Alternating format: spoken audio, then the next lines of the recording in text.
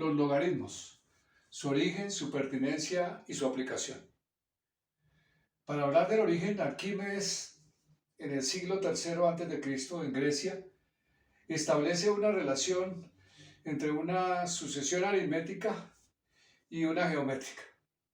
Tomo un ejemplo entre una sucesión aritmética de los números naturales comenzando desde el 1 y una sucesión geométrica de la forma 2 a la n, de tal manera que 2 a la 1 es 2, 2 a la 2 es 4, 2 a la 3 es 8 y así sucesivamente.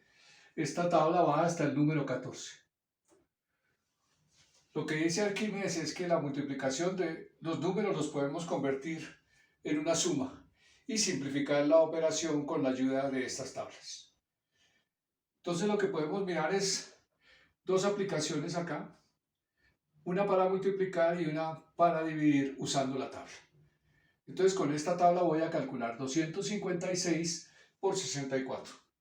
Para eso entonces ubico 256, que está relacionado con el 8, y 64, que está relacionado con el 6. Lo que hago es sumar estos dos números. 8 y 6, o 6 y 8 me da 14. Y entonces aquí tenemos el resultado. 16.384.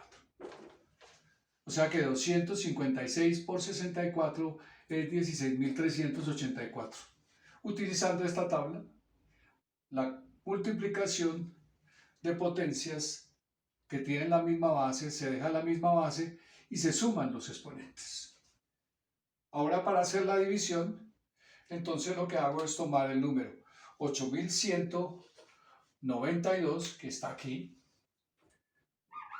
que le corresponde en la sucesión el número 13, y el 512, que está acá, que le corresponde el 9.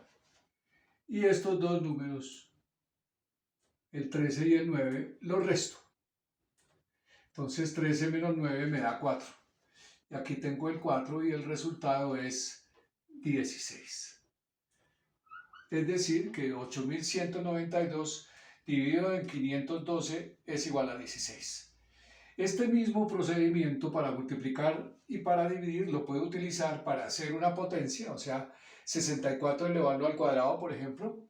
64 elevado al cuadrado, entonces lo que hago es que 6 por 2 me da 12, entonces busco el 12, entonces 64 elevado al cuadrado me da 4096.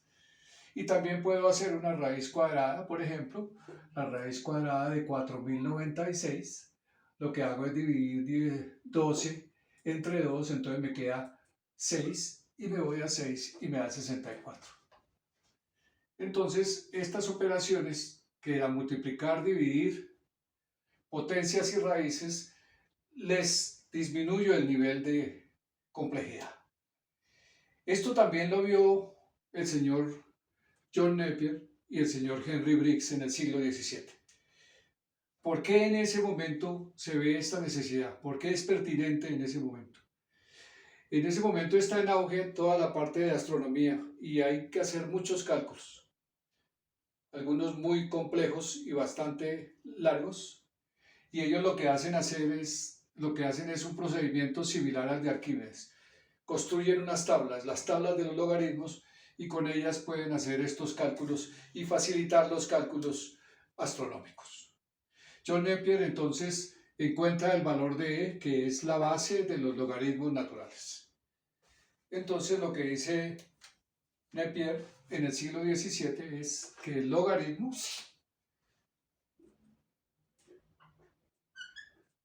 en base E de E es igual a X. Aquí lo que podemos ver es que X sería igual a 1. O sea que el logaritmo en base E de E sería 1.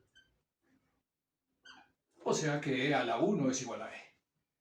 De manera similar, Henry Briggs en el mismo siglo acude a John Napier y le comenta que ha visto sus trabajos y le propone construir una tabla de logaritmos con base 10. o sea, los logaritmos decimales. De esa manera, entonces, podemos mirar que aquí tendríamos el logaritmo en base 10 de 10. Y ese sería igual a x. De tal manera que aquí también podemos ver que x es igual a 1. Lo que quiere decir es que el logaritmo natural de e es igual a 1 y el logaritmo en base 10 de 10 es igual a 1. O sea que aquí lo que estamos diciendo es que el logaritmo corresponde al exponente. Y si nos devolvemos a lo que hacía Arquímedes, podemos notar lo mismo. Cuando yo encuentro o me devuelvo a la primera fila, esta primera fila corresponde al logaritmo de 2 a la n. O sea que el logaritmo de 2 a la n en base 2 es igual a n. El logaritmo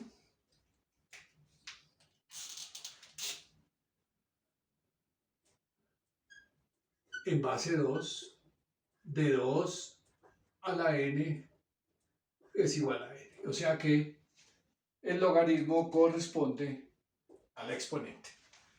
Entonces, si generalizamos la función exponencial de esta manera, y igual a la x, donde a es un número mayor que 0, podemos decir que a este le corresponde el logaritmo en base a de y igual a x. De esta manera podemos despejar la x en esta ecuación. Entonces, los logaritmos tienen una pertinencia en el siglo XVII. Facilitar los cálculos numéricos para las mediciones astronómicas. Pero hoy, en el siglo XXI y en el siglo XX, ya tenemos aplicaciones sobre los logaritmos. Algunas son las que aparecen acá. La escala de Richter, que sirve para determinar la intensidad de un terremoto. El pH de una sustancia, que nos sirve para determinar la acidez de la sustancia. La intensidad de un sonido, para determinar la intensidad de un sonido cualquiera comparado con un sonido que tiene una intensidad conocida. La datación del carbono 12, o sea, determinar el tiempo o la edad de algunos materiales orgánicos. Y la linealización de curvas. Esto fundamentalmente cuando hacemos experimentación y obtenemos una ecuación que nos explica la relación entre las variables. Utilizar los logaritmos nos permite linealizar y encontrar de manera más sencilla la constante del experimento.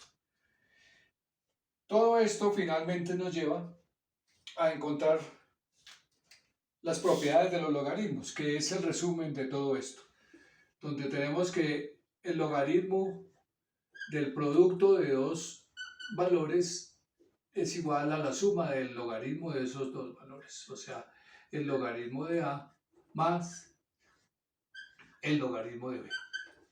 El logaritmo de la división de esos dos valores es igual a la diferencia de los logaritmos, o sea, el logaritmo de a menos el logaritmo de b. Y el logaritmo de una potencia, el logaritmo de a la n sería igual a n veces el logaritmo de a. Y el logaritmo de la raíz, o sea, el logaritmo de la raíz n de a, es igual al logaritmo de a sobre n. O sea que una multiplicación la convertimos en una suma, una división en una diferencia, una potencia en una multiplicación y una raíz en una división. De esta manera, entonces, queda terminado este video. Muchas gracias.